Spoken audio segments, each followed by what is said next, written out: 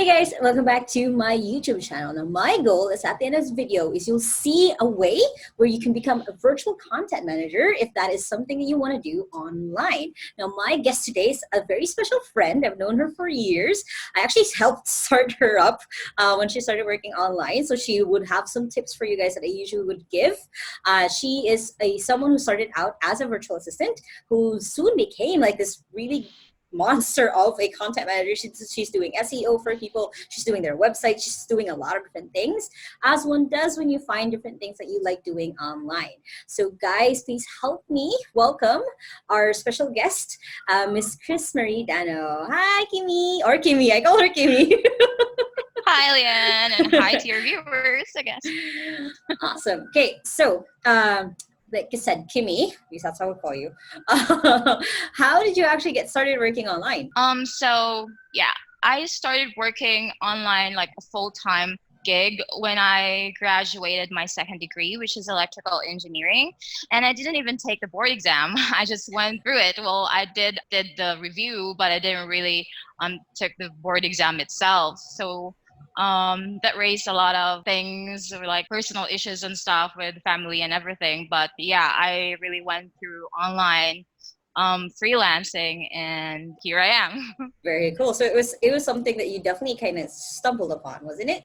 Yeah, it started with blogging, and then everything just like progressed like in a very like it's so fast, and I just didn't know that I'm already here. It's like, oh god, every time I look back at it, I was like, oh yeah, I did those things, and yeah, I did some crazy stuff, and just like go for it, and yeah, just believe that I could do it, even though I was really scared at first. Well, that's very understandable, especially if for someone who kind of just like, oh, you can do this online. That is I understand that fear.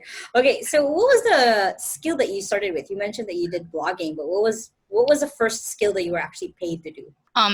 Is really writing. Like it's like a blog still. Someone stumbled upon my blog apparently, and she's running like service stuff, like they develop like websites and applications, and she looked up my website, and I also do like some reviews for small businesses and the like. So she hooked me up, and then we went coffee as usual, and she asked me to do like a review for them, and I didn't even know it was really paid. It was like, yeah, it's like a thing for me. It's like it's a blogger thing. Yeah, it's like an influencer thing. So I just went for it, and after I finished my article for the review, she said it was actually paid. So I received my first real online gig, and I was kind of like still thinking almost the same as other freelancers, like, yeah, you can earn money from this kind of stuff. And it's like, yeah, that's where I started thinking of I can really do something out of this, and started venturing online and looking up, searching, and the like. Very cool. Very cool. So it's funny because I actually have never heard that story from you. I actually just thought you kind of stumbled into it as well.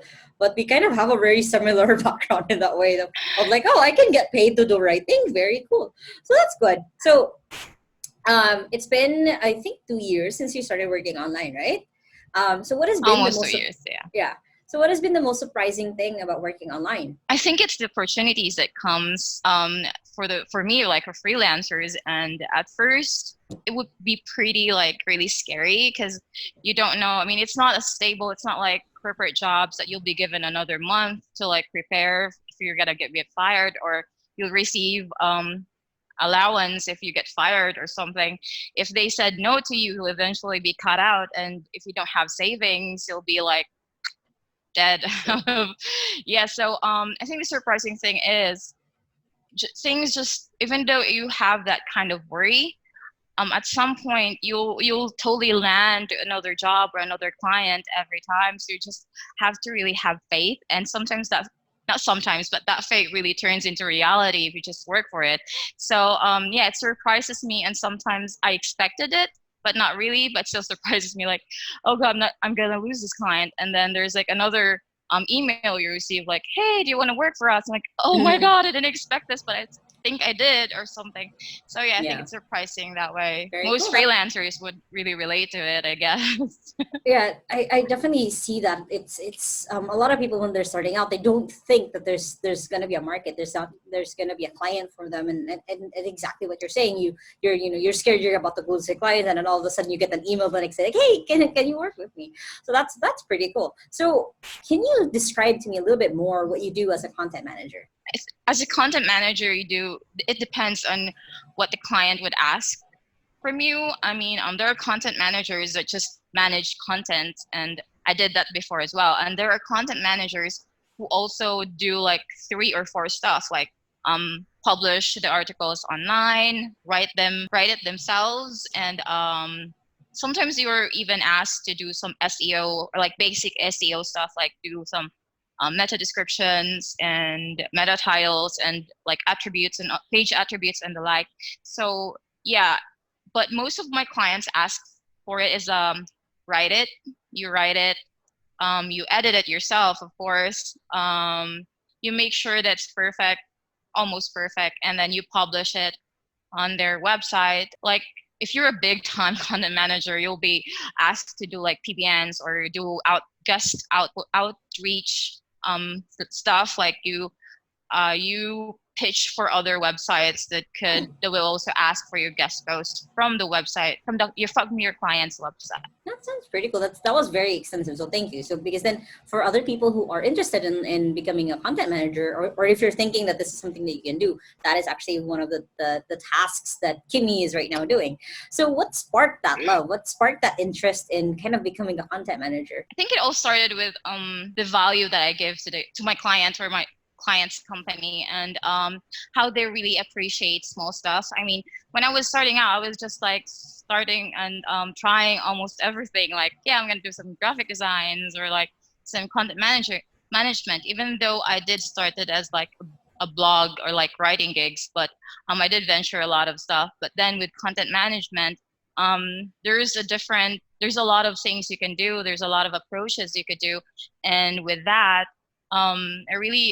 I really very surprised sometimes, but I'm really happy of the feedback that my clients give me, and like even small things, like small suggestions that you could say to improve the websites or the quality of the contents that you produce, and they really appreciate it, is really something that makes you feel like working more or really doing your part as a content manager. So it's basically that you found that you actually had a knack for it, that you were actually doing it right.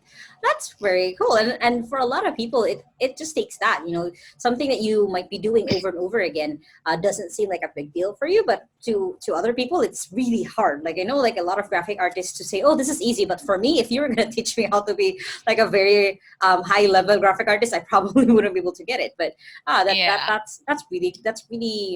that's a really good thing for people to keep in mind and to know when they're starting out. So what is kind of your favorite thing now of being a virtual content manager?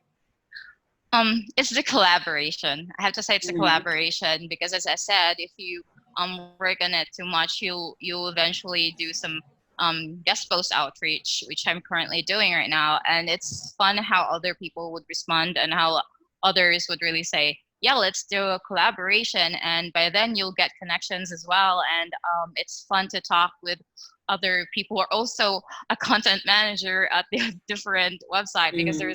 they're also the ones who are in charge with guest posting. So yeah, you can share a lot of things, like yeah, how about we put this on the article that I'm working, and can you also put this in the article that you're gonna be exchanging with us? So yeah, it's the collaboration that I like so much, and the value again that I give to my clients, company, or yeah, business. Very cool. Very cool. So with all of that, with all of the experts that you've met because of being a content manager, with all of the clients that you work with, what has been kind of a shortcut that you think would have been really helpful for you to know if you were just starting out? So yeah, I wouldn't really say it as a shortcut, because I did work for it for like for a period of time, and it takes time to build it. I would say it's building trust, like the trust itself, because once you have that, opportunities will really come rushing through, or like knocking your door. So, and if I have to expand it, one example I could think of is, let's say I have a short-term client that wants me to do a project base, and she wants to like have 3 or 5 articles published and just have this kind of like SEO performance. And then after that, we will stop the contract, but then our relationship's still there, and like the trust is still there, and she really likes how I work for her. And that's where recommendation and referral comes in. And sometimes it surprises you because they just kind of like recommend you to their colleague or like to their friends and to other people who really needs your services. They really do the effort to do that, and that's something really amazing, and really makes me, yeah, it makes me feel like it's becoming easier for me in the long run in this virtual assistant journey. And yeah, in a way, I think that's a really good shortcut to have. Oh yeah, I totally 100% agree with that. It's when you build trust, when you build that, when you just do a good job basically, and you're kind of a nice person online, it's easier to get recommendations. I know a lot of people who struggle with that, who struggle with getting the next client, who struggle with outreach because they might be too shy, it might be too just like they don't want to do it.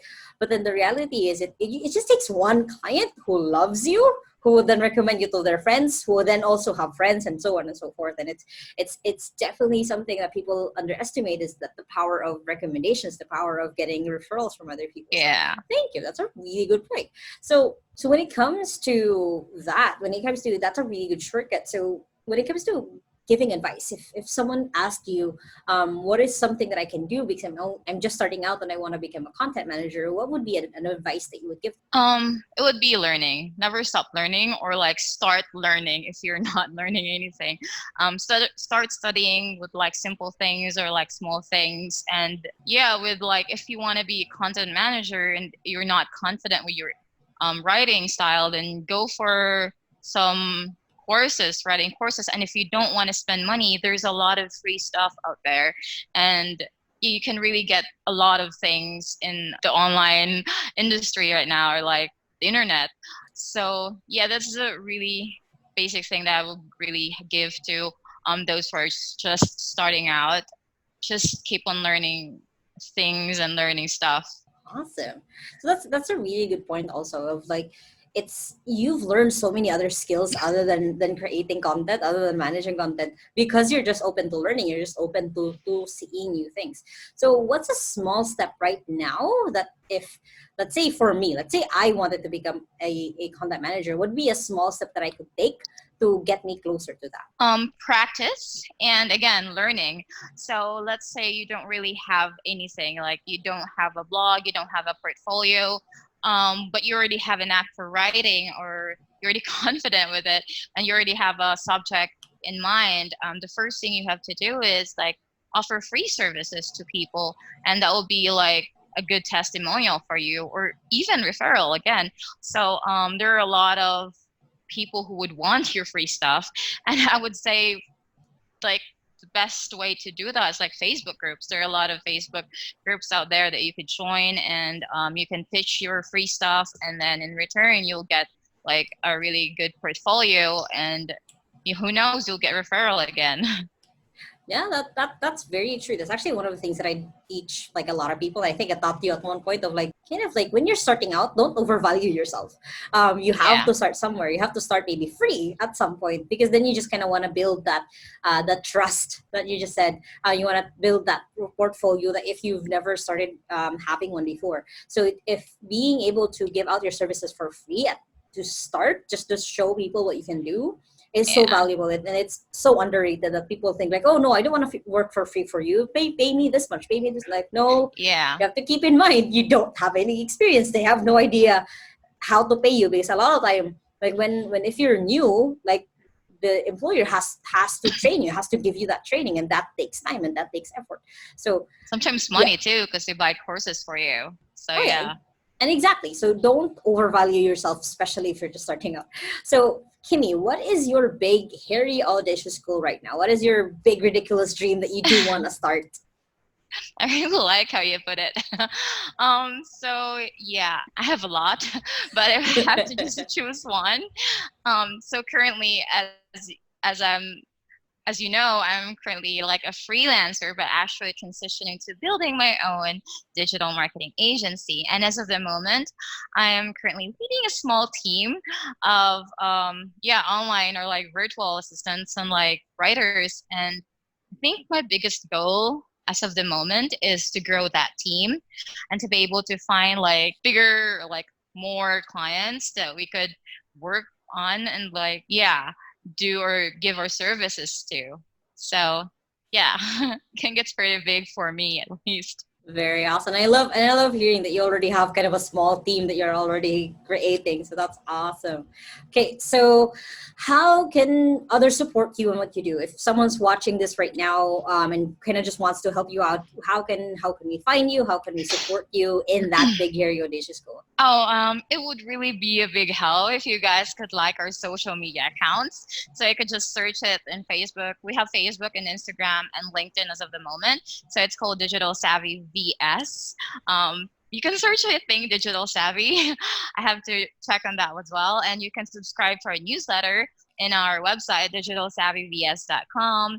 We were planning to give out like free sources for like people aspiring online freelancers, but as of the moment, since we're in a launching stage, we still didn't really focus on doing blogs. But yeah, hoping to launch our first, to really write our first blog like within a month, and yeah, that would really be a big help. Awesome. And I will, guys, if you want to check those out, I will link all of that in the description below. For you, Kimmy, what is your own personal Instagram, Facebook handle so people can also find you? Yeah, it's Kimmy Sassy. So at Kimmy Sassy Instagram account. Okay. And again, I'll link all of those below so you can check this amazing woman out. Okay. So, Kimmy, thank you so much for your time. Thank you so much for giving me the opportunity to interview you, giving me, even though this is very last minute for sure. Thank you for, sharing your knowledge, sharing what you know, sharing the things that you have learned in the last couple of years. And guys, this is a thing that you can do. This is becoming a content manager. If creating content and then wanting to see that grow and then see someone else's business grow because of your content is something that you want to do, you can become a content manager. That is something you can very much do. Again, I want to thank you, Kimmy, for being here, for sharing all of that, because then if anyone is interested in doing that, again, this is something that she's been doing in the last couple of years, and this is definitely something that you are able to do as well. So if you guys are interested in finding out more about how to work online, how to work in this virtual space, make sure to hit the subscribe button right there and hit thumbs up so I know this is the kind of content you guys like. I post every Thursday for interviews and every Sunday for tips on how to work online. And you can check out these other two videos right here, and make sure to again let us know what are the other positions or what are the things that you're interested in when it comes to working online below, so then I can make videos and interview other people about that as well. I hope you guys have an awesome day, and remember that small steps matters. I'll see you in the next video. Bye.